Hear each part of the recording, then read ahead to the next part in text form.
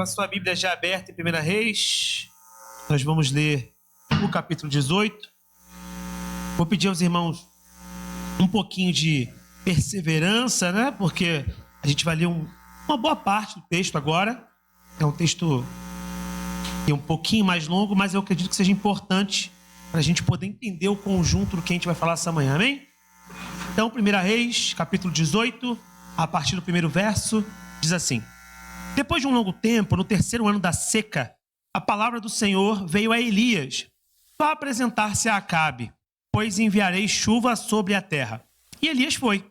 Como a fome era grande em Samaria, Acabe convocou Obadias, o responsável por seu palácio, o homem que temia muito ao Senhor. Enquanto Jezabel estava eliminando os profetas do Senhor, Obadias reuniu 100 profetas e os escondeu em 2 cavernas, 50 em cada uma, e lhes forneceu comida e água. Certa vez, Acabe disse a Obadias: Vamos a todas as fontes e vales do país. Talvez consigamos achar um pouco de capim para manter vivos os cavalos e as mulas, e assim não será preciso matar nenhum animal. De modo que dividiram o território que iam percorrer. Acabe foi numa direção e Obadias noutra. Quando Obadias estava a caminho, Elias o encontrou. Obadias o reconheceu, inclinou-se até o chão e perguntou: És tu mesmo, meu senhor Elias? Sou, respondeu Elias. Vá dizer ao seu senhor: Elias está aqui. O que eu fiz de errado? Perguntou Obadias. Para que entregues o teu servo Acabe para ser morto. Juro pelo nome do Senhor, o teu Deus, que não há uma só nação ou reino aonde o rei, meu senhor, não enviou alguém para procurar por ti. E sempre que uma nação ou reino afirmava que tu não estavas lá, ele os fazia jurar que não conseguiram encontrar-te. Mas agora me dizes para ir até o meu senhor e dizer-lhe: Elias está aqui. Não sei para onde o Espírito do Senhor poderá levar-te quando eu te deixar. Se eu for dizer a Acabe e ele não te encontrar, ele me matará. E eu, que sou teu servo, tenho adorado o Senhor desde a minha juventude. Por acaso não ouviste, meu senhor, o que eu fiz enquanto Jezabel estava matando os profetas do Senhor? Eu escondi 100 dos profetas do Senhor em 2 cavernas, 50 em cada uma, e os abasteci de comida e água. E agora me dizes para ir ao meu senhor e dizer-lhe: Elias está aqui. Ele vai me matar. E disse Elias: Juro pelo nome do Senhor dos Exércitos, a quem eu sirvo, que hoje eu me apresentarei a Acabe. Então Obadias dirigiu-se a Acabe e passou-lhe a informação. E Acabe foi ao encontro de Elias. Quando viu Elias, disse-lhe: É você mesmo, perturbador de Israel? Não tenho perturbado Israel. Elias respondeu: Mas você e a família do seu pai têm. Vocês abandonaram os mandamentos do Senhor e seguiram os Baalins. Agora, convoque todo o povo de Israel para encontrar-se comigo no Monte Carmelo. E traga os 450 profetas de Baal e os 400 profetas de Aserá. E comem à mesa de Jezabel. Acabe convocou então todo Israel e reuniu os profetas no Monte Carmelo. Elias dirigiu-se ao povo e disse: Até quando vocês vão oscilar entre 2 opiniões? Se o Senhor é Deus, sigam-no. Mas se Baal é Deus, sigam-no. O povo, porém, nada respondeu. Disse então Elias: Eu sou o único que restou dos profetas do Senhor, mas Baal tem 450 profetas. Tragam 2 novilhos, escolham eles um e cortem-no em pedaços e o ponham sobre a lenha, mas não acendam fogo. Eu prepararei o outro novilho e colocarei sobre a lenha, e também não acenderei fogo nela. Então vocês invocarão o nome do seu Deus e eu invocarei o nome do Senhor. O Deus que responder por meio do fogo, esse é Deus. Então todo o povo disse: O que você disse é bom. Elias disse aos profetas de Baal: Escolham um dos novilhos e preparem-no primeiro, visto que vocês são tantos. Ele é bem debochado, né? Clamem pelo nome do seu Deus, mas não acendam o fogo. Então pegaram o novilho que lhes foi dado e o prepararam. E clamaram pelo nome de Baal desde a manhã até o meio-dia. Ó Baal, responde-nos, gritavam. e dançavam em volta do altar que haviam feito, mas não houve nenhuma resposta. Ninguém respondeu. Ao meio-dia, Elias começou a zombar deles. Grita mais alto, dizia, já que ele é um Deus. Quem sabe está meditando, ou ocupado, ou viajando. Talvez esteja dormindo e precise ser despertado. Então, passaram a gritar ainda mais alto e a ferir-se com espadas e lanças, de acordo com o costume deles, até sangrarem. Passou o meio-dia e eles continuaram profetizando em transe até a hora do sacrifício da tarde, mas não houve resposta alguma. Ninguém respondeu, ninguém deu atenção. Então Elias disse a todo o povo, aproximem-se de mim. O povo aproximou-se e Elias reparou o altar do Senhor, que estava em ruínas.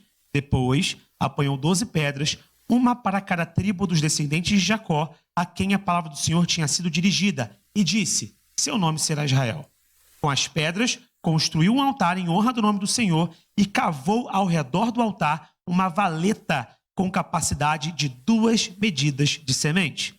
Depois arrumou a lenha, cortou o novilho em pedaços e o pôs sobre a lenha. Então lhes disse, encham de água 4 jarras grandes e derramem-na sobre o holocausto e sobre a lenha. Façam-no novamente, disse, e eles o fizeram de novo. Façam-no pela 3ª vez, ordenou, e eles o fizeram pela 3ª vez. A água escorria do altar, chegando a encher a valeta. À hora do sacrifício, o profeta Elias colocou-se à frente e orou. Ó Senhor, Deus de Abraão, de Isaque e de Israel, que hoje fique conhecido que tu és Deus em Israel, e que eu sou o teu servo, e que fiz todas estas coisas por ordem tua. Responde-me, ó Senhor, responde-me, para que este povo saiba que tu, ó Senhor, és Deus, e que fazes o coração deles voltar para ti. Então o fogo do Senhor caiu e queimou completamente o holocausto, a lenha, as pedras e o chão. E também secou totalmente a água na valeta. Quando o povo viu isso, todos caíram prostrados e gritaram, o Senhor é Deus, o Senhor é Deus. Então Elias ordenou-lhes, prendam os profetas de Baal, não deixem nenhum escapar. Eles os prenderam e Elias os fez descer do riacho de Quizon e lá os executou. Amém? Feche seus olhos. Vamos orar ao Senhor nesse momento. Senhor Deus e Pai, nesse momento, nós colocamos em Tua presença, Senhor, te pedindo que o Senhor fale conosco através da palavra, Senhor. Essa palavra foi separada por Ti para esse momento, para os nossos corações, para nós que aqui estamos, que ela venha falar o nosso coração, que ela venha transformar o nosso entendimento, Senhor. Que nós não venhamos sair daqui como chegamos, mas que haja uma transformação no nosso ser, nas nossas expectativas, nas nossas propostas, nos nossos entendimentos, e que o Senhor se revele de modo profundo a cada um de nós essa manhã, Deus. Nós pedimos também que como forma de comprovação do Teu cuidado e poder sobre nós, pela Tua misericórdia, que aqueles que sentem algum tipo de dor de cabeça, dor nas costas, nas pernas, nas articulações, e que está atrapalhando o raciocínio, a compreensão, Deus, a capacidade de aprender o que está sendo dito, a concentração, eu te peço, Deus, que o Senhor derrame uma cura especial nessa manhã, para que haja pleno entendimento da palavra e que também as mentes confusas, conturbadas, preocupadas, cujo pensamento está, Deus, bagunçado, eu te peço, traz, Deus, limpeza de mente, uma linearidade para que as coisas sejam compreendidas e para que o Senhor fale aos corações conforme a Tua vontade, Deus. Que não seja eu falando, mas o Senhor falando, toca nossas mentes e os nossos corações, é o que nós pedimos e agradecemos, em nome do Senhor Jesus. Amém, amém? Pode se assentar.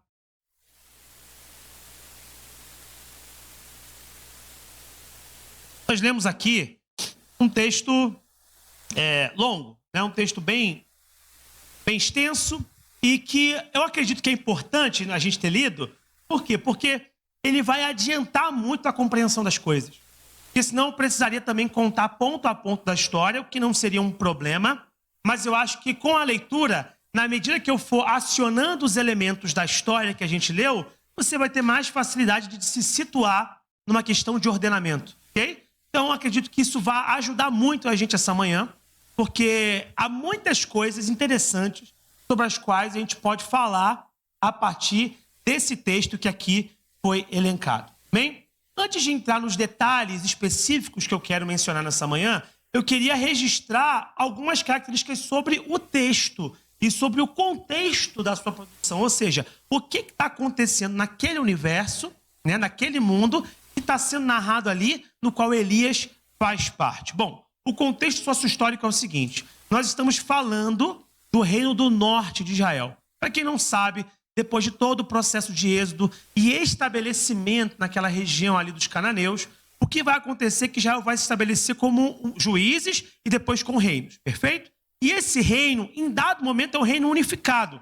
E tem um rei só, portanto. A gente sabe muito bem, conhece a história do rei Davi, né? E o último rei nessa sequência aí desse reino unificado vai ser Salomão. Em função dos muitos erros que a gente conhece das histórias dos reinados, haverá uma fragilização e esse reino será dividido em duas porções.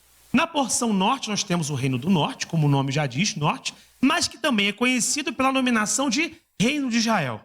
E mais ao sul, o Reino do Sul, portanto, terá uma nominação que é Reino de Judá. Daí, inclusive, o conceito de judeus, ok? Então, nós temos o Reino do Norte, o Reino do Sul. O Reino do Norte tem por capital Samaria. O Reino do Sul tem por capital Jerusalém. Esses reinos, portanto, têm uma comunicação histórica, mas agora têm governos distintos. Essa separação vai acontecer no século X a.C. Em 930 a.C., haverá essa separação, o Reino do Norte segue o seu caminho, o Reino do Sul segue o seu caminho. Haverá uma linhagem real para o Norte, uma linhagem real para o Sul. Amém? Nessa linhagem real do Norte, mais ou menos uns 50 anos depois dessa separação entre Norte e Sul, haverá ali um rei. Esse rei chamar-se-á Acabe. Acabe. E eu sempre brinco que é muito fácil perceber, pelo nome dele, que o reinado dele é complicado. Porque quem é de Deus quer que o reinado dele acabe. Porque o reinado dele é muito complicado para quem ama a Deus. Para quem não ama a Deus, é um bom reinado. Para quem está buscando outras coisas, é um reinado satisfatório. Mas para os profetas, para aqueles que amam a Deus e a sua lei, o reinado de Acabe é um grande de um problema. E por que o reinado de Acabe é um problema? Porque segundo o contexto que está sendo traduzido para a gente aqui em 1 Reis, ele vai não só ter os erros comuns de um político que podem acontecer com quaisquer pessoas, e não existe um governo livre de críticas nesse sentido, livre de erros, a gente sabe disso, mas também porque ele vai institucionalizar, ele vai transformar em oficial, ele vai chancelar pelo governo, por assim dizer, práticas que eram reprováveis aos olhos do Senhor. Dentro de Israel, a gente tem uma ilusão às vezes, a gente acha que o povo de Israel ele era completamente devoto ao Senhor, né? Então ele amava o Senhor, ele tinha só o Senhor Yahvé diante de si, eles adoravam, eles faziam tudo certinho, é um povo escolhido por Deus. Nada disso. O povo de Israel é uma grande bagunça, o que demonstra que Deus primeiro salva, depois trata. Primeiro ele busca, depois ele ajusta. E é claro que cabe a nós também aceitarmos a correção e o ajuste de Deus. Mas se a gente olha o Velho Testamento, a gente vê antes desse contexto, até no Reino Unificado, entre os juízes, mesmo no Êxodo, uma mistura religiosa muito forte. Há muita mistura religiosa. Há vários deuses convivendo. E Yahvé está se colocando, olha, eu sou o único Deus. Olha, eu sou o Deus que está sobre todas as outras divindades. No caso aqui, divindades, não porque são deuses criadores, mas porque são espíritos que atuam, ok? A gente vai falar disso melhor depois. Mas esses espíritos todos que estão aí foram criados, estão subordinados a mim. Eu sou Deus sobre tudo, mas a compreensão do povo é uma compreensão mista, incompleta. Eles vão misturando várias coisas. Eles têm por deuses em simultâneo. E a gente encontra isso em todo momento. Eles adoram Yahvé, mas também adoram a Baal, também adoram a Aserá, também adoram a Astarote, também adoram a El, e há outros mais 70, 80 deuses cananitas que circulam por ali. Só que eles muitas vezes acham que é o suficiente ter Yahvé por patrono, sabe? Do tipo assim, olha, eu tenho vários deuses aqui, mas realmente assim, o Deus que é meu favorito é Yahvé, é o meu patrono. Pode parecer uma coisa meio estranha para nós, meio ridícula, mas eu acho que muitas pessoas que hoje se dizem cristãs se enquadram nesse fenômeno, porque recorrem a todo tipo de espiritualidade, procuram na astrologia, procuram na sorte, nas cartas, nos búzios, e em outras experiências, e eu respeito todas as experiências dos outros, ok? Eu estou falando de nós como cristãos nas nossas compreensões, amém? nas nossas compreensões, nós não misturamos isso. Nós entendemos que o Senhor, Ele é suficiente. E aí mistura. E um dia está numa experiência religiosa, noutra está noutra. Mas tranquilo que Jesus é maior comigo, Ele é meu patrono, Ele é meu maior amigo. Mas eu também tenho outros parceiros, outras experiências, outros poderes que guiam a minha vida. E o povo de Israel faz muito isso. E Acabe, foi o que eu falei, ele pega isso e transforma isso em política governamental.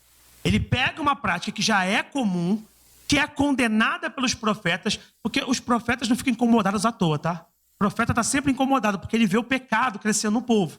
Só que nesse caso de Elias, o incômodo ele se acentua porque foi institucionalizado. Aí ele pega e transforma Baal na maior adoração. Então já bota Baal no centro. E coloca outra deusa junto, é citado aqui no texto.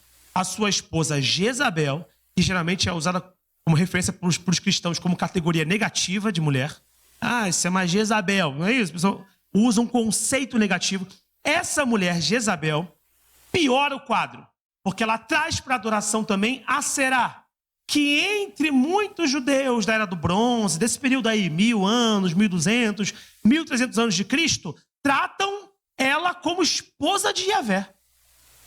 Muitos talvez não saibam disso, mas a gente tem arqueologia hoje em dia para mostrar casos do tipo assim, Yahvé e a sua consorte tudo junto, NS, ok? A sua consorte, uma palavra só, Aserá.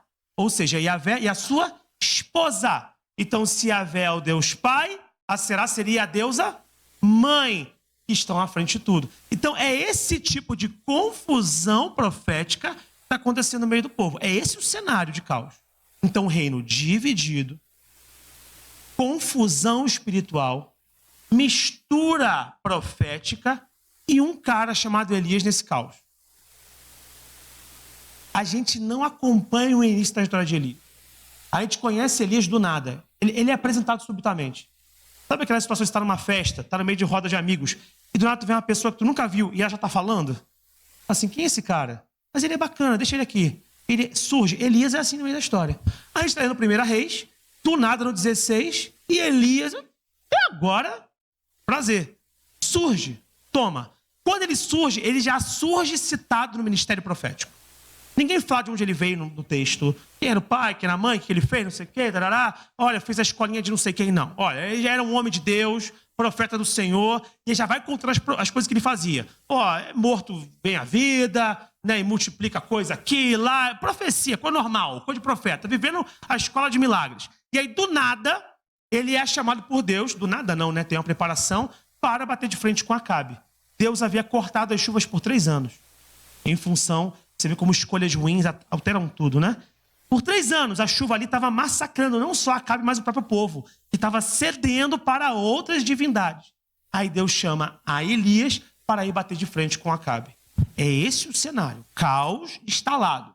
De um lado, um rei ladeado, né, orbitado por falsos profetas, com uma esposa que tem a mesma característica, segundo o texto, perseguindo profetas.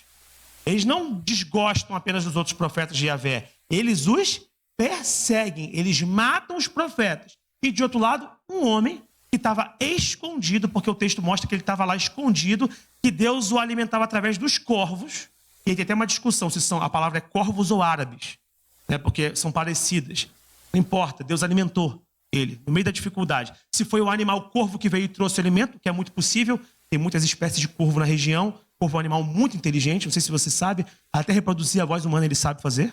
A gente acha que papagaio só faz isso, corvo fala até melhor, né? Pode ter sido os corvos, que eram animais impuros, mas Deus pode usar o impuro para poder trazer o alimento para quem precisa, ou árabes, não importa. Elias foi alimentado.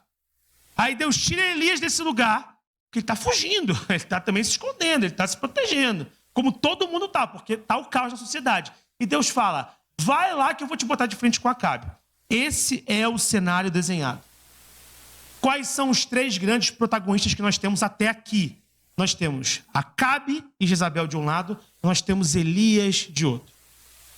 E aí Elias vai se apresentar a Acabe encontrando Obadias, né? Obadias trabalha para Acabe, ele está como agente duplo. Ele está ali trabalhando para Acabe, mas está protegendo os profetas. Ele encontra Elias e até fala, cara, se eu chegar e falar para o patrão, que eu te encontrei e não levar tua cabeça, vai fazer o que comigo?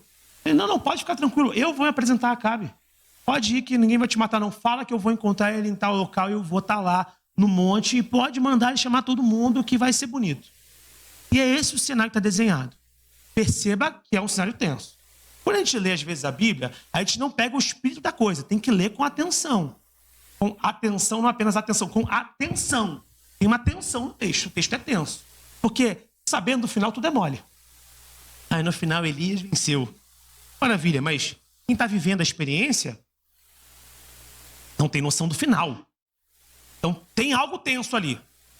E aqui, a partir desse cenário e dessas interações desses protagonistas, quero destacar 3 coisas que eu acho importantes nesse texto. 3 coisas que me chamaram a atenção, que eu acho que podem somar para a sua vida essa manhã. Amém? A primeira grande coisa que eu quero falar é que Acabe, ele representa, na leitura bíblica, o arquétipo do mau líder orbitado por falsos mestres. Acabe representa o arquétipo do mau líder que é orbitado, que é ladeado por falsos mestres. Pessoas que são abusadoras, que são dominadoras da mente, que são escravizadoras da vontade alheia, que são os falsos profetas do seu tempo. Acabe representa isso. E o arquétipo, Igor? Arquétipo é como se fosse um tipo específico que ajuda a entender todos os fenômenos daquele tipo. Por exemplo, falar assim, poxa, aquele cara tem corpo de jogador de futebol. Entendeu? Ele tem um arquétipo. Não, ele tem a perna torneada, ele não é tão alto, ele tem 2 metros, 2 metros e 10, ele tem 1,70 m, 1,75 m, ele tem um tronquinho, tal. Ele tem um arquétipo do jogador. A perna até um pouquinho arqueada, o pé não é tão grande, ele tem um arquétipo. Deu para entender? É o tipo. Acabe é o arquétipo de tudo aquilo que a gente não quer ser. E de tudo aquilo que nós temos que evitar. Acabe é a representação cabal disso pra gente. Acabe é um homem mau que proíbe certos cultos e persegue os profetas de Deus. E o que é curioso é que a existência dele faz a gente lembrar que no nosso tempo haverá homens maus, imprudentes, geniosos. Genioso não é de gênio, não. É gente que tem um gênio mau, tá? Geniosos que muitas vezes vão estar assumindo lugares de destaque na sociedade. E eu não estou falando aqui de política ou somente, eu estou falando de tudo. Autoridades eclesiásticas, ok? Pastores ou pretensos pastores, profetas ou pretensos profetas, líderes ou pretensos líderes, que têm, na verdade, os títulos, mas o seu coração é embebido de maldade. Acabe procurou matar os profetas. Deus poderia dar cabo a Acabe. Deus é maior do que Acabe. Deus poderia ter acabado com o reinado de Acabe. Durou 22 anos. Deus poderia falar assim, nem um dia mais, Acabe. Ele poderia dar fim, não poderia? Mas Deus não o fez. E eu acho que isso é uma lição importante pra gente. É uma lição de que nem sempre Deus fará as coisas que satisfariam mais a gente. Porque seria muito mais satisfatório para os profetas que estavam morrendo que Deus silenciasse Acabe. Mas Deus permitiu que houvesse testemunho profético das suas mortes. E isso pode parecer estranho para uma igreja do século XXI que está acostumada com açúcar. Mas o evangelho tem um pouco de acidez. Ele tem um pouco disso. Ele tem um pouco do tipo, quão disposto você está a resistir às circunstâncias? Porque, mas Deus é bom, ele é bom, mas ele tem planos maiores que os seus. E você não tem como entender. E você, às vezes, tem que aceitar lidar com a dor, com a dificuldade, com as circunstâncias, com as opressões, com os constrangimentos, porque sempre foi assim. Porque Deus sempre vai ter os seus remanescentes fiéis dentro de um contexto específico de dor. E é isso que Deus faz. Deus espera que aqueles que são seus verdadeiros servos resistam. Eles resistam às dificuldades. Porque esses homens não só existiram, eles existem, eles circulam, eles se apresentam, eles fingem que são parte de nós, muitas vezes. Eles estão aí, vivendo, inclusive abusando de pessoas, assediando, trazendo ruína para famílias. Eles estão aí. Deus não poderia dar cabo deles? Deus o fará no seu devido tempo. Deus dá oportunidades, Deus procura tratar, mas Deus também é justo juiz e no seu tempo, segundo seus altos planos, que por nós não são plenamente compreendidos, ele dará cabo de cada um deles. Porém, enquanto não dá, cabe a nós resistirmos, como esses profetas resistiram. A primeira postura que se tem diante de um Acabe é a resistência. Alguns profetas foram encontrados. Foram levados diante de Acabe. Talvez Acabe, o texto não fala, estou aqui elucubrando, estou pensando, fazendo uma digressão com os irmãos. Talvez Acabe tenha falado assim, olha só, tu já tem uma tendência profética que eu sei que você move algo no profético. Então você trabalhar com a gente? Tem vaga de Baalim para você. Você pode trabalhar com a gente aqui. Tem um espaço para você. E eles têm que falar assim, eu não sirvo a outro. E aceitar a morte que lhe é imposta. Nós temos que resistir.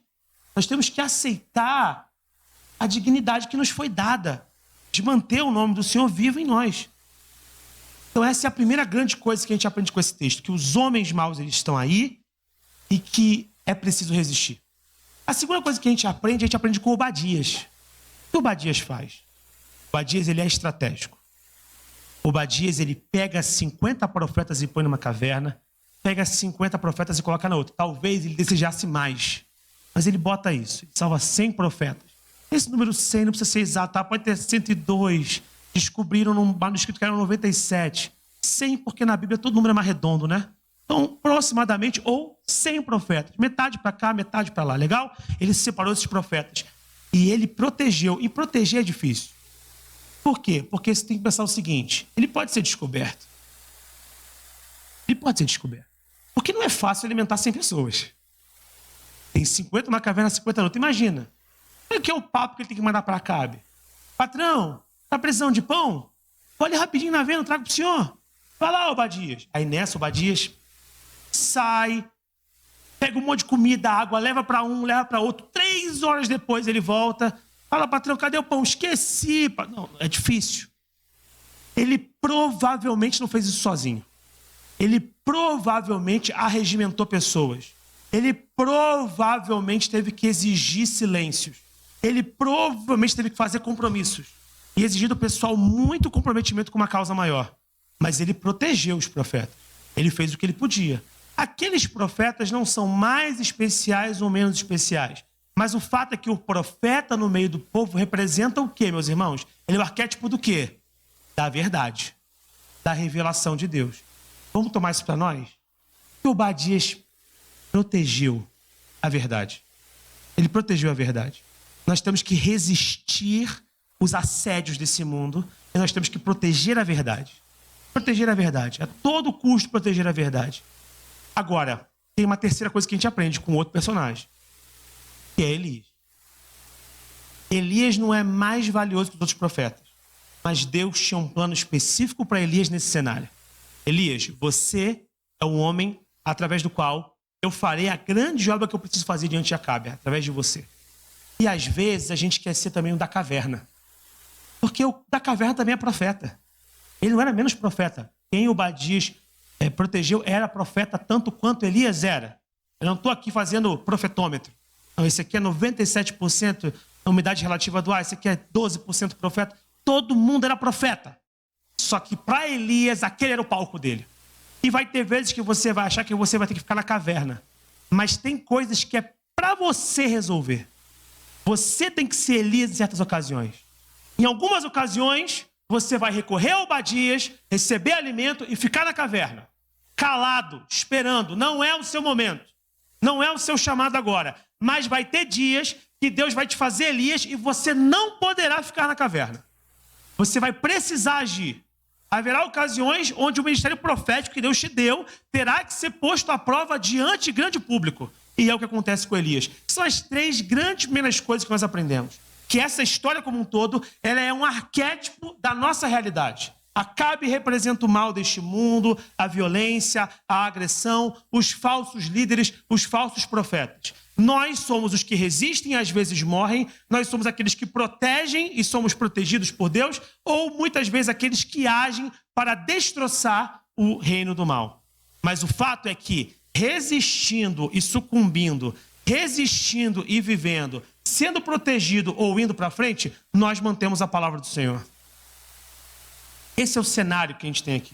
Então nós precisamos ser mais maduros e assumir isso para a gente como uma grande responsabilidade, com a grande comissão que nos foi imbuída.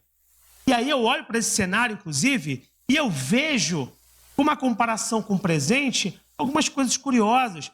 que eventualmente a gente escuta, e é normal que a gente escute, porque a gente vive no nosso tempo, né, meus irmãos? A gente não vive no outro tempo que não o nosso. Então a gente vai avaliar as coisas do nosso tempo. Aí eu vejo muitas vezes falando assim, não, mas igual a hoje, nunca na história da humanidade, nesse momento, o atual cenário, neste ano, nunca houve tanta...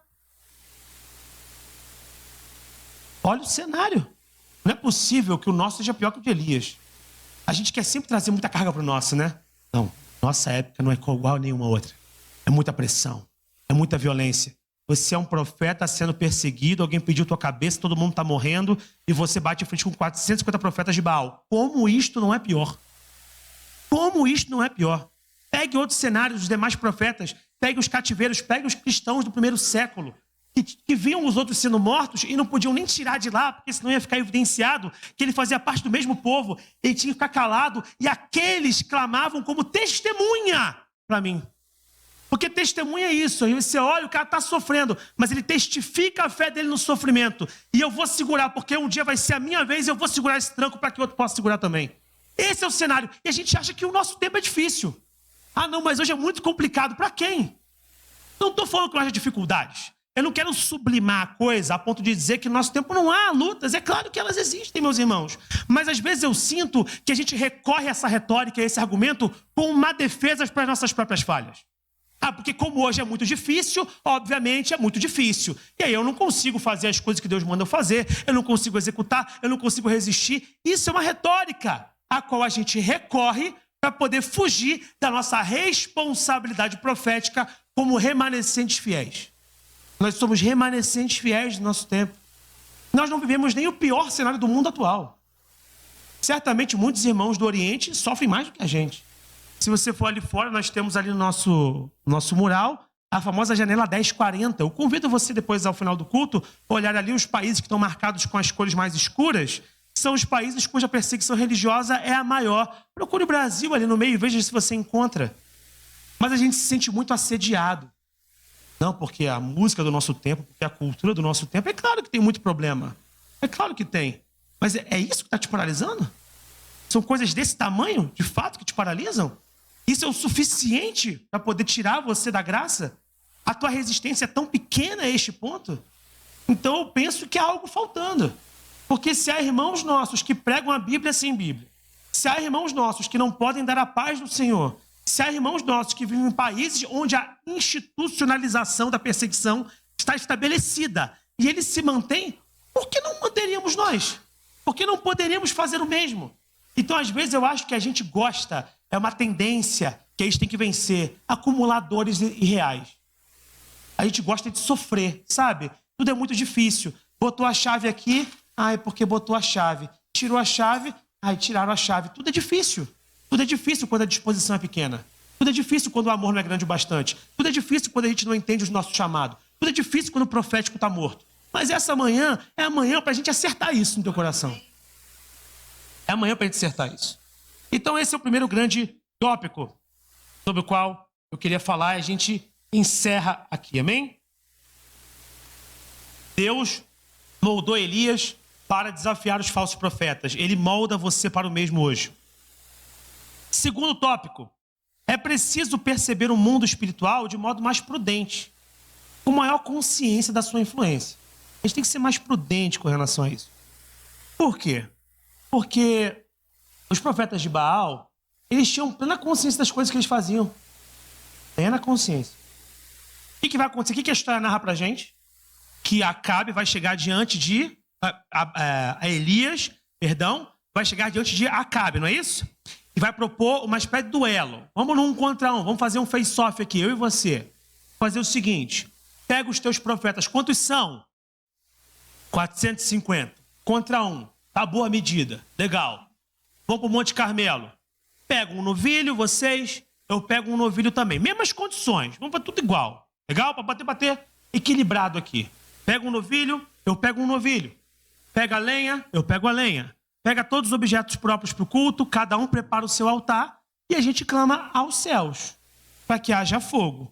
A oferta que for queimada primeiro prova a superioridade do seu Deus. Vamos fazer assim. O povo que está assistindo, que não se decide, porque às vezes a gente está rodeado de testemunhas que não se posicionam. Está ali olhando. E aí, vocês são com Baal ou com Yahvé? Aí os caras... Então tá bom. Fica aí e acompanha. Faz a de vocês aí. Ele começa a clamar Baal. E começa a clamar Baal. E começa a clamar Baal. E você acha... Deixa eu te falar uma coisa. Você acha que Baal não tem poder para botar aquele fogo, não? Ele tem, Baal, para fazer isso. É porque a gente tem uma imagem de mundo espiritual meio boba. Meio açucarada, meio uma coisa meio boba. Tipo assim, não, só Deus é que tem poder. Não, Deus tem todo o poder. Mas tem muita força espiritual com poder. Para curar, para abrir porta, para fechar porta, para fazer um monte de coisa. Tanto é que elas operam. Elas operam por aí. E a gente fica, não, só Deus tem poder. Não, Deus tem todo o poder. Não há poder que emane sobre Deus, mas há forças espirituais.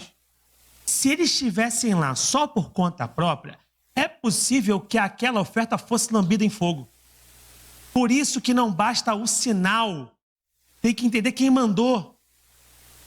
Tem muito crente sendo enganado por sinal. Mas fulano curou. Amigo, o outro lado cura também. Eles também têm poder para isso. Para de ser bobo. Qual é a autoridade da cura? Quem mandou? Qual é o médico, né? Quem foi que assinou essa cura, esse laudo aí? Isso faz diferença. Mas os cristãos estão procurando resultado. O evangelho só de resultado não sustenta ninguém. É preciso entender quem opera na nossa vida. E aí tá ali, ó. Ele tem resultado, ele consegue. E a gente sabe, aqui é Rio de Janeiro, a gente sabe que Rio de Janeiro é uma terra peculiar, né? Eu já viajei para outros estados do Brasil, nada é igual. Falo com irmãos com convicção. Nada é igual isso aqui, tá? O Rio de Janeiro é um outro país. É um negócio, assim. A gente está de parabéns, nós sobrevivemos isso aqui. Rio de Janeiro é um negócio à parte. Sabia que o Rio de Janeiro tem uma pessoa que é paga para segurar o tempo? Vocês sabiam disso? Quem sabia disso? Levanta a mão aqui. Quem sabia disso? Vocês sabiam disso? Tem uma pessoa que é paga. Não chega a ser um dinheiro, assim, tem um acordo, ok? Tem um acordo mesmo, de anos, dos 20 anos. Fala, você pode botar ele no Google. Ah, o Igor tá mentindo. Bota no Google lá. Bota no chat GPT, ele vai te dar a explicação. Vai chegar lá, tem uns 20 anos esse acordo. Não vou falar o nome da instituição aqui, depois eu posso falar com quem quiser. A instituição funciona o seguinte: a mulher tem um espírito que é um espírito mesmo, que opera no tempo. E aí, quando chega Réveillon, Carnaval, essas coisas, como é que estava o tempo para o Carnaval que estava indicando? Muita chuva. Choveu. Aí ele fala assim, Igor, não quer acreditar? É um direito seu. Eu estou te informando que o mundo espiritual existe. Ele é real. Ele faz chover. Ele faz parar de chover. Ele cura. Ele resolve. Ele fecha a porta. Eu já vi gente com possessão cuja mão estava atrapalhada para a pessoa não conseguir fazer prova, para a pessoa não conseguir fazer concurso. A pessoa ficou possessa e só a mão ficava assim. Porque o diabo estava segurando a mão dela. Aí a gente acha que isso não existe. Aí paga-se, tem um acordo lá e não chove nas ocasiões. Quais carnavais que choveram? Quando o prefeito não fez. É só você voltar e conferir. Está duvidando? Abre a internet e procura. Está lá.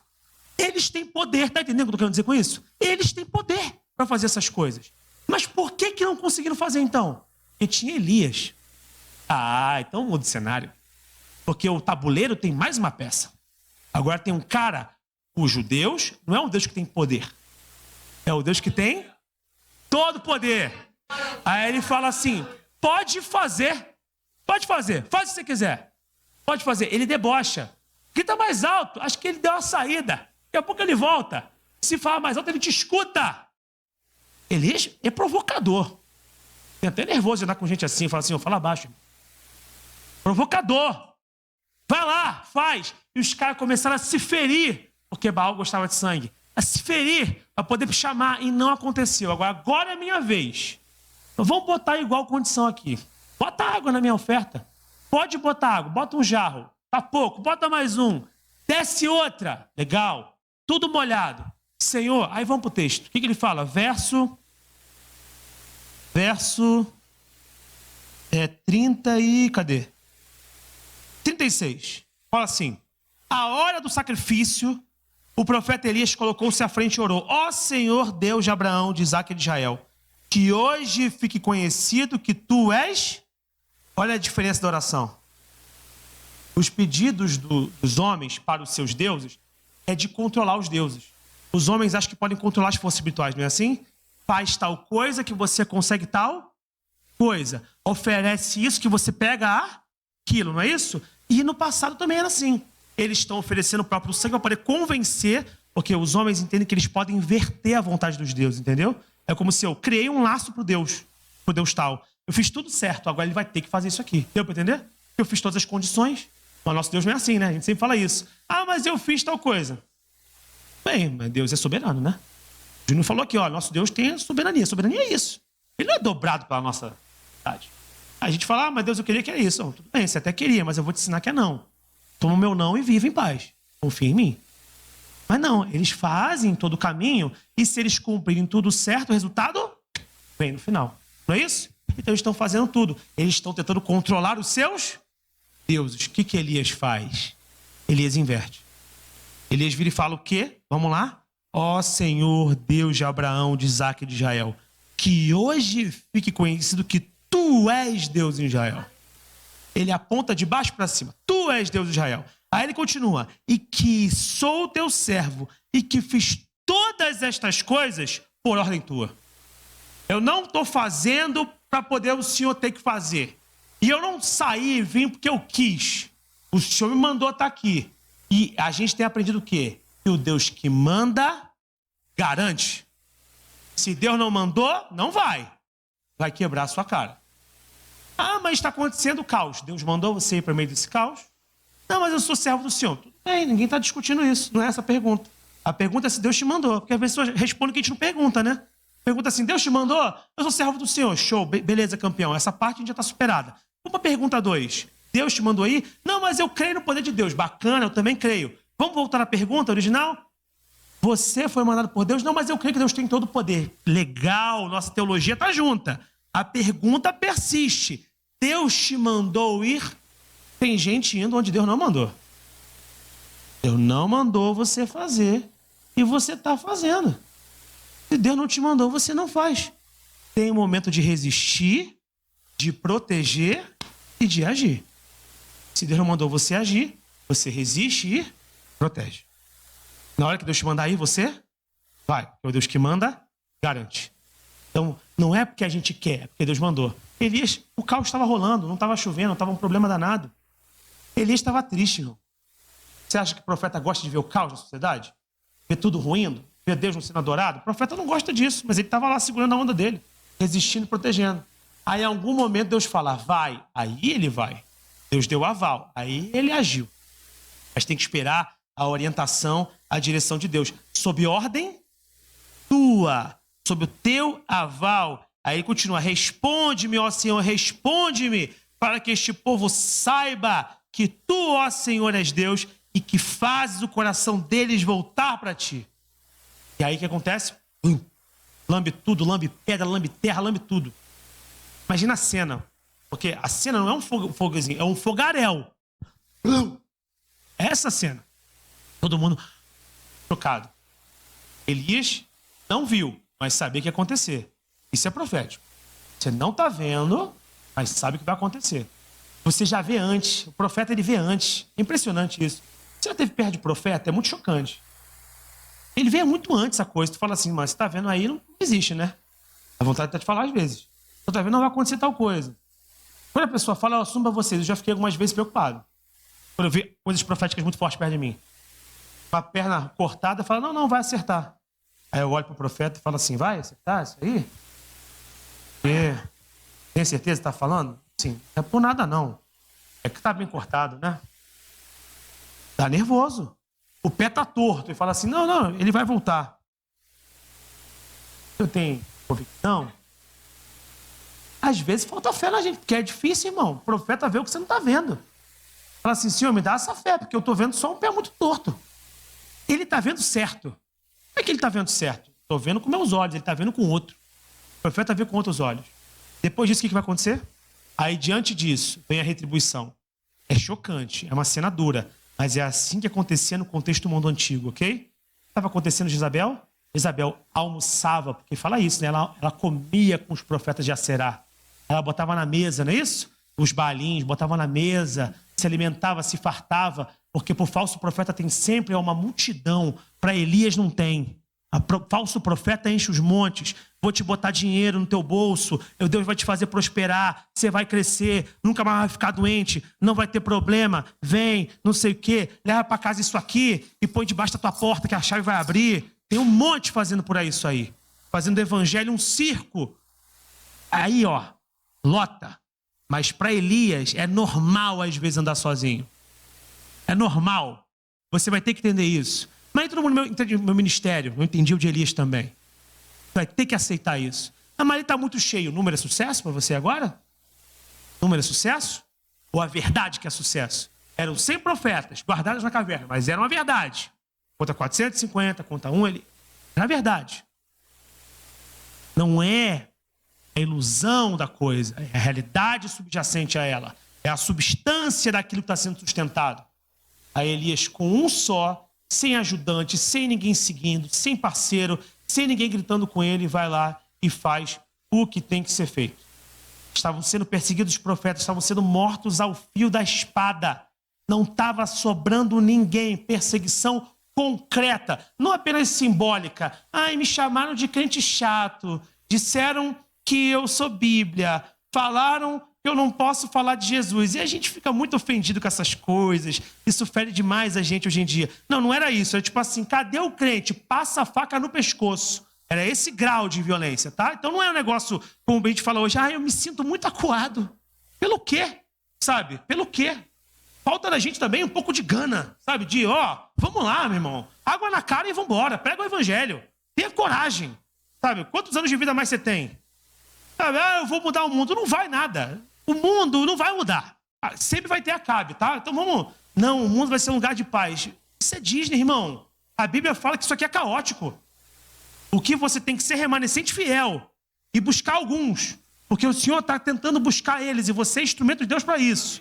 É isso que a gente vai fazer.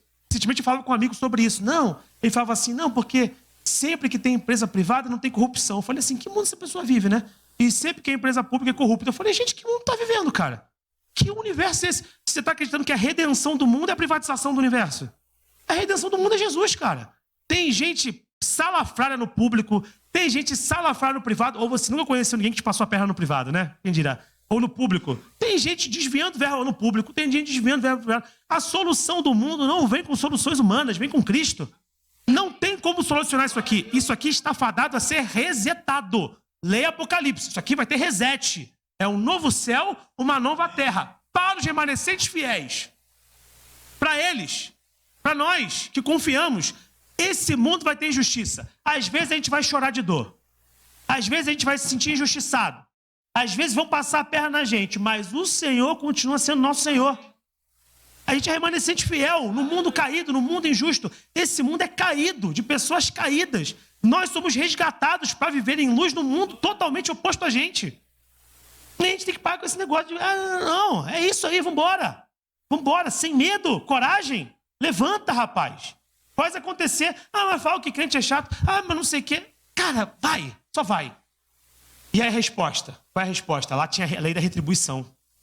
Como eles estavam matando os profetas, o que Elias falou? Agora passa a eles. É duro. Não é para o nosso tempo, amém? Não é assim que funciona. Agora, irmãos, vamos todo mundo aqui sair. Não é para o nosso tempo, mas naquele contexto, numa teocracia em ruína, que estava tentando se readequar, era isso. E aí a gente percebe o quê? Que o mundo espiritual e a realidade ali para ele era real e para nós também é. E eu acho que às vezes a gente não acredita que é real. Isso que eu acho. Eu acho que a gente não acredita. A gente fala que acredita, mas a gente não acredita. Eu acho que o que existe hoje é o seguinte. Existe essa coisa, né, de crer que nada está fazendo diferença. E a gente se pergunta se algumas coisas são pecados quando obviamente são. É isso que eu acho. Carnaval, eu posso fazer tal... Perguntando por que isso? Não, mas a música é tranquila, vai sentando no colo do pai. Eu vou falar mesmo porque todo mundo conhece, né? Vamos ficar fingindo que ninguém conhece, né? Todo mundo tem internet aqui. Aí vai sentando no colo do pai. Será que é pecado? Gente, pelo amor de Deus, cara. Sabe, pelo amor de Deus. As coisas estão nítidas. Os shows fazem satanismo ao vivo, para o mundo ver. Os satanistas mesmo confirmam, falam, a gente faz isso. Os caras viram público. E tem crente falando, não, veja bem. É uma representação. Representação do quê? Do quê? É uma representação que você faria na sua casa? É uma representação que você faria no altar? Então não presta para a tua vida. Aí fica nessa elucubração, se deve ou não. Sabe por que tem essa discussão? Porque você não entende o mundo espiritual. É só por isso que você pergunta isso. Porque se entendesse, não perguntaria. Porque sabe o que está subjacente, o que está sendo apresentado. Conhece. Amados, muitas das coisas que muitos artistas fazem são sustentadas espiritualmente e a gente tem que ter olhos abertos para isso. Existem espíritos que trabalham na sexualidade, existem espíritos que atuam na lascívia, existem espíritos que atuam na erotização. As crianças estão cada vez mais erotizadas, mais cedo, ouvindo coisas que são estranhas, porque ouvir sentar no colo do pai tem até uma contradição, porque sentar no pai, e a gente está pegando termos que eram termos afetivos, familiares, e transformando em termos de sexualidade. Como isso penetra a mente de uma criança de 10 ou 11 anos? A gente acha bobeira porque nós somos adultos, mas talvez se nós com 11 anos ouvíssemos isso, ficaríamos confusos, porque as categorias que são de afeto viram categorias eróticas. E a gente acha tudo normal. Tudo é normal. Seremos remanescentes fiéis? Ou a gente vai fazer concessões para os balins? Não estou falando de desrespeitar ninguém. Estou falando de manter nossa convicção. De preservar a nossa verdade em Deus. É hora do povo de Deus entender qual é o seu lugar. Os espíritos estão atuando aí. Não existe como constituir uma ideia de um religioso sem religiosidade. Eu sinto que é muito isso hoje em dia. Eu sou religioso, eu creio em Deus, mas acho que não é bem assim. É uma espiritualidade sem espírito. O cara bebe, fica bêbado, fuma maconha, faz todo tipo de perversão sexual, de todas as ordens possíveis, fala mal dos outros, vive em fofoca, fornica, adultera e acha que é normal. Não é normal. Não pode ser normal. Não para nós. É uma espiritualidade sem espírito. A pessoa não acredita de verdade. Se acreditasse, tomaria cuidado. Quem acredita, cuida. Alguém que crê, mas que não acredita na possibilidade da manifestação daquilo que crê. Ela faz e acha que nada se manifesta. Não estou falando de lei da atração, não. Estou falando de brecha espiritual. Estou falando de fresta. Alguns já estão sendo arrombados espiritualmente. Não percebem. É oprimido, está sempre triste, não sabe por quê. Não lê a Bíblia. Irmãos, eu não queria pegar essa palavra, eu falei seus 8. Não era a palavra que eu queria. Meu texto era em Mateus, Deus sabe disso. Eu separei em Mateus, uma palavra bonita para os irmãos, fofa, alegre. Todo mundo ia sair feliz, eu estava já feliz, já imaginava a música do final. Não era a palavra que eu queria pregar. Eu fui, Deus me botou nesse texto. Eu nunca preguei sobre Elias na minha vida. Eu nunca toquei em 1 Reis para pregar aqui. Alguém lembra eu pregar em 1 Reis? Você lembra eu pegar em Tessalonicenses, Mateus, Gálatas, Lucas, até em Êxodo já preguei, Levítico, mas 1 Reis é a primeira vez. Vocês são o segundo público, o primeiro foi das 8, que veio pegar nesse texto. Eu estava com outro texto, eu sentei e detalhe, eu ainda insisti. Eu falei, vou pegar o texto de Mateus e boto uma explicação de Elias no meio. Comecei a escrever, não me deu paz. Eu falei, estou sendo teimoso, Deus não vai abençoar essa palavra. Aí a igreja sofre todo mundo. Vou ter que fazer o que Deus mandou. Me deu um trabalho. Ontem eu fiquei o dia todo escrevendo, pensando. Minha esposa não deixa mentir. Pode perguntar para ela. Não era aquilo que eu queria, mas foi o que está dado. Então preciso crer que tem algo aqui. A nossa crença não é uma abstração, é um desejo, uma vontade de dar certo, são bons sentimentos de luz. Nada disso. A nossa fé é espírito e poder. Poder para desfazer a obra do diabo. Essa é a nossa fé. Então é manter-nos firmes e fazer a obra de Deus. Então os cristãos eles estão um pouco desacordados com relação à realidade espiritual e estão cedendo para toda a sorte de estranheza que tem no nosso meio. Não estou dizendo que nós não somos pecadores ou não podemos falhar, que nós falhamos, ok? Vocês falham, eu falho. A questão é a escolha que nós fazemos como uma vida de um modo geral. E eu acho que esse fenômeno de a gente começar a desespiritualizar tudo, tem muito a ver com um efeito colateral dos anos 90, onde tudo era espiritualizado, né? Desde a garrafa de Coca-Cola, a tampa da maionese Hellmann's, né? Tudo tinha um capeta escondido. É impressionante a profusão de capetas que tinha na década de 90. Quer dizer, qualquer coisa era do capeta. Eu fico imaginando que, até brinquei mais cedo, se inventasse um Pix dos anos 90, ia ser do capeta. Não, P é 6 em grego, o I é não sei o quê, o X é uma cruz de lado que aponta. Não é isso? Era muito dessa coisa. Então a gente vê diabo onde não tem e a gente não vê onde ele está lá. Ele fala assim, eu tô aqui, hein? Olha ali naquela mesa. Ele está ali. Ele está ali. Na cultura, na arte, não é toda a cultura, ok? Mas em elementos cotidianos. A gente está aqui, olha só, essa caixa de som, o nome dela é Laney. E Laney, em persa antigo, a gente está procurando um negócio que não tem nada a ver. E o diabo está gritando ali, trazendo violência para o mundo, trazendo perdição, trazendo traição, trazendo promiscuidade. Aí não, aí é expressão. Estranho. Muito estranho para cristão isso. Muito estranho. Quando a gente está mais ciente da realidade espiritual, todo o resto é secundário. Eu tenho insistido e vou insistir, porque é a palavra que tem no meu coração. Eu não dou trela para coisa secundária. Coisa secundária tira a minha atenção do que é primário. Eu não estou buscando um estrelato. Eu não estou buscando um nome para mim. Se eu tivesse, eu tinha pregado o que eu tinha preparado. Era muito melhor, os irmãos iam sair felizes, me abraçar, iam me dar um chocolate no final, ia ser muito mais leve para mim. Mas eu tenho que fazer o que Deus mandou fazer. Então, a gente às vezes quer viver nesse limite aqui. A gente esquece o espiritual e a gente acha que a vida cristã é isso aqui. A vida cristã não é esta igreja. Estranho falar isso para você, né? Mas a vida cristã não é esta igreja. Isso faz parte da nossa vida como cristão. Tem diferença? Isso é parte da minha vida como cristão. A vida cristã não é isso. Porque se a vida cristã for isso, daqui a pouco a gente começa a disputar as coisas entre nós aqui pelo espaço. Quem prega melhor? Quem tem a melhor eloquência? Quem é o mais afinado? Quem tem um bom dia mais abençoado? Quem passa mais rapidamente o slide? Quem melhora o ar-condicionado? Isso não interessa. Interessa é o poder e o mover de Deus. Se tem gente sendo curada, tem gente sendo liberta, a palavra está sendo pregada, a gente tem que parar com questões secundárias. Para de olhar para as questões relativas ao seu irmão do lado. Olha para o que o Senhor quer fazer e seja bênção na vida dele. A gente tem que parar com essas coisas. Isso é muito pequeno. Isso atrapalha. Aí a gente vê gente ferida nas igrejas. Sabe por que estão feridas? Porque as igrejas, todas, nós inclusive, todas as igrejas estão repletas de pessoas, todas as igrejas do mundo estão repletas de pessoas que não estão olhando para o espiritual. Estão olhando para as coisas daqui. Aí não vai dar certo. Aí o que acontece? Há feridas, há conflitos, há brigas, há dissensões, tudo que Deus não quer. Por quê? Porque a gente está distraído. O diabo é um mágico. Ele bota as coisas aqui, ele está operando aqui, você não está vendo. E a gente está iludido com essas coisas. Mas não mais, irmãos, não mais. Há pessoas sofrendo e precisando de Jesus. Como é que eles vão ouvir se a gente não prega?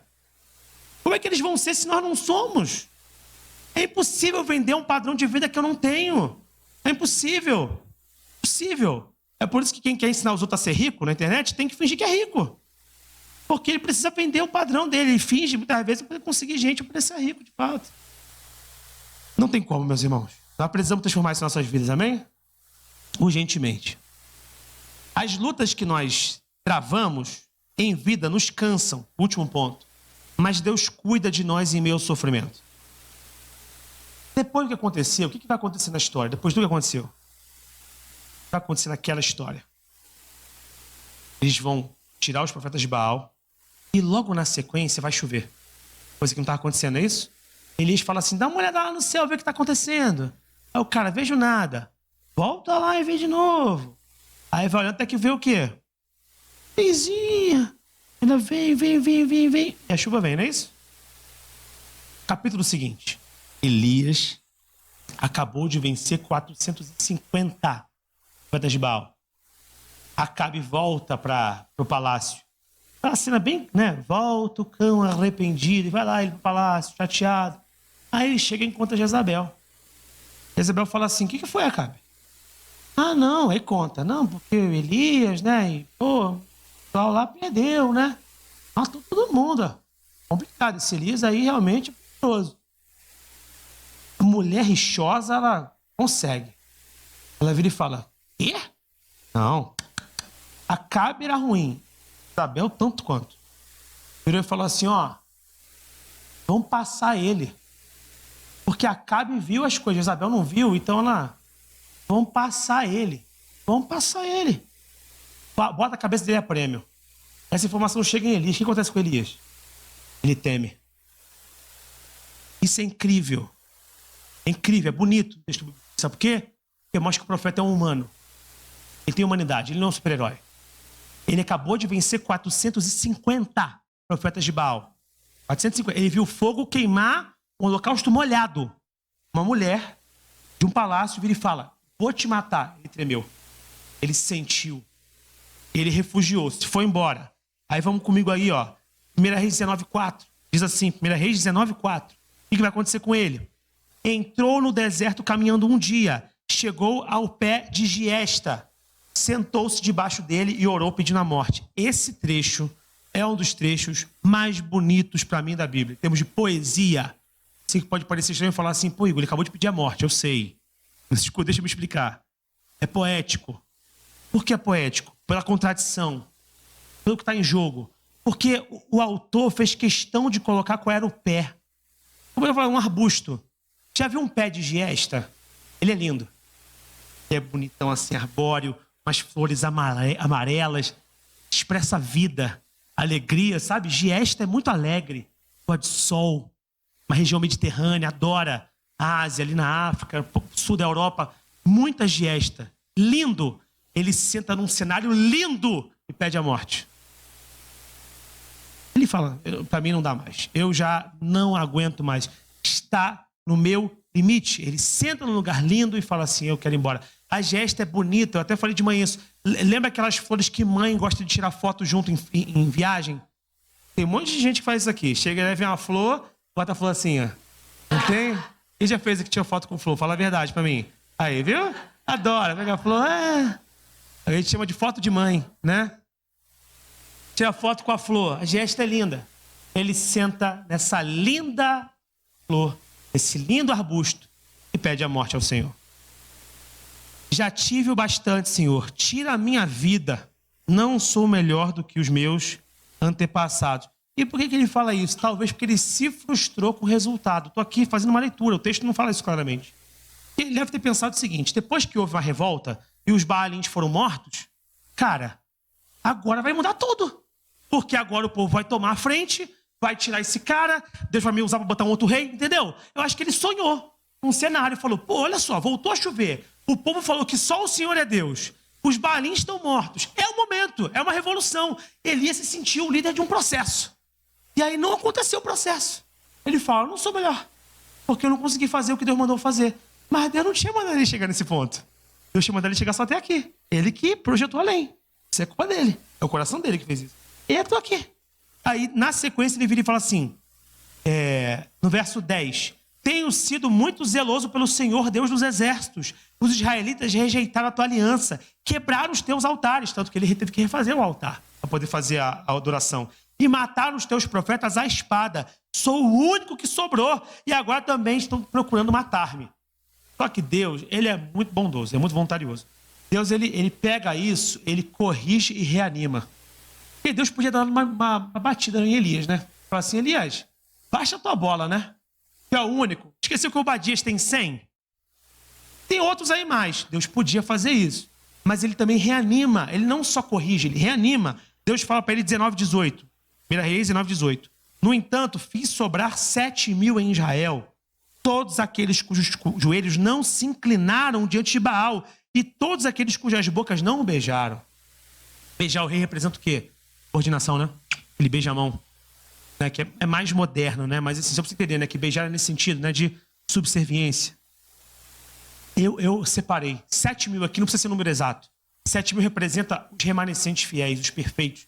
7 é perfeição. Tem um grupo perfeito, separado por mim, que está aí, Elias. E aí eu estou fazendo além agora, a minha leitura. Talvez Deus esteja falando para ele assim, de alguma maneira. Elias, o que você fez vai chegar neles. E o teu testemunho vai animá-los. Você não vai saber, porque você não vai encontrar cada um deles. Tudo bem, você é um dos 7.000. Poxa, que prazer, cara. Você remanescente fiel. Pô, que bom saber. Pô, teu testemunho me animou, Elias. Pô, que legal. Ele não vai saber, mas Deus está dando a misericórdia dele saber. Elias, como você tem outros 7.000, que são meus. E possível que esse testemunho seu, o quê? Chegue e anime a eles. E eu falei de manhã, eu entendi por que eu escrevi essa parte. Isso aqui era para mim. Porque às vezes a gente, quando está na liderança, sofre muito. Eu estou há 10 anos na liderança de juventude. Olha, não é puxar sardinha para o meu lado, não. Mas eu acho que é uma das mais difíceis que existe. Liderar jovem é muito difícil. É muita energia, é muito complicado, é muita volatilidade, é muito hormônio, é muita coisa. É difícil. E às vezes, eu assumo para os irmãos, geralmente é no banho gelado, né? Eu fico no banho ali e fico pensando, sabe? Uma coisa assim, só aqui no sovaco assim pensando. Bota tempão. Várias vezes aqui assim. Chega, fica branco de tanto que, assim, será que tá dando resultado? Quantas vezes? Quantas vezes? Quantas vezes eu me peguei pensando, será que tá dando resultado? Será que eu tô fazendo? Senhor, às vezes eu não tô conseguindo ver. Porque eu olho para cá e eu acho que vai chegar até aqui e não chega. Eu acho que eu estou fazendo errado. Eu acho que não sei se é para mim, não sei se sou eu. Eu não viro e falo assim, eu me leva, mas entendeu o que eu estou falando? É aquele clamor pelo Pai. Tipo o que ele está fazendo, porque ele não queria morrer de verdade. Bom, se morrer, ele se matava. Ele podia se matar. Ele falou assim, Senhor, me leva. A mão está aqui, só puxar. Aí Deus chega como, né? Igual quando eu era criança, que eu me machucava. Mãe, eu vou morrer. Eu achava que tudo ia morrer quando criança. Tudo. Eu machuquei a testa. Mãe, eu vou morrer. Eu comecei a chorar. Mas, garoto, você não vai... Tudo eu achava que ia morrer. Tudo o que acontecia, que era um pouquinho mais grave, eu achava que ia morrer. Tudo. Machuquei o pé, abriu. Mãe, o rasgo vai morrer. Não, garoto, vai morrer não. Tudo eu achava que ia morrer. Não, vai morrer não. Mesma coisa, Elias. Senhor, me leva, vou morrer. Eu quero morrer. Aí Deus fala que não, Elias. Tem mais coisa para você. Seu testemunho chegou aos outros. Tem um remanescente fiel. Você faz parte disso. Confia. Ah, mas eu não fiz melhor do que os outros. Você fez o que foi mandado fazer. E isso mexeu comigo hoje. Eu entendi quando eu pregava. Hoje de manhã, quando eu preguei, bateu em mim. Falei, isso é para mim. Agora eu entendi porque eu estou escrevendo isso aqui. Porque é para nós, muitas vezes. Às vezes a gente olha e a gente não vê o resultado do nosso trabalho. A gente não vê da forma como a gente quer. Mas Deus está fazendo fora do alcance dos nossos olhos. Eu preciso me manter firme e confiante no Senhor, mesmo nas vezes em que eu não vejo. Então, temos sim que resistir, temos que proteger, temos que agir. Mas sempre há uma oportunidade para descansar no Senhor. Sempre há uma oportunidade da gente chegar para Deus sofrendo e falar, Senhor, eu estou sofrendo. Eu não estou vendo resultado. Eu estou falando aqui da minha vida. Na sua vida isso pode se dar em tantos níveis. Isso pode se dar em nível familiar.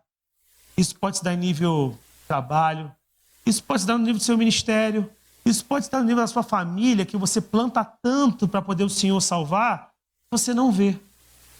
Você ora, procura e não percebe, você talvez esteja cansado. Essa manhã é uma manhã muito boa para a gente que está cansado. Nós temos 3 lições importantes aqui. Existir, proteger e agir. Precisamos. Eu falei muito disso. Mas é também uma manhã muito especial para quem está com dúvidas sobre como as coisas estão indo. Para quem talvez não está vendo totalmente o resultado, mas que precisa agora do afago de Deus, para Deus te mostrar coisas que você não consegue ver. Nós somos, meus irmãos, os remanescentes fiéis de Deus em um mundo perverso. Mas Deus cuida de nós. Ele se preocupa conosco. Ele nos ajuda e nos sustenta nas lutas. E Ele cuida do nosso choro quando dá vontade de chorar. Fique de pé, nós vamos orar nesse momento.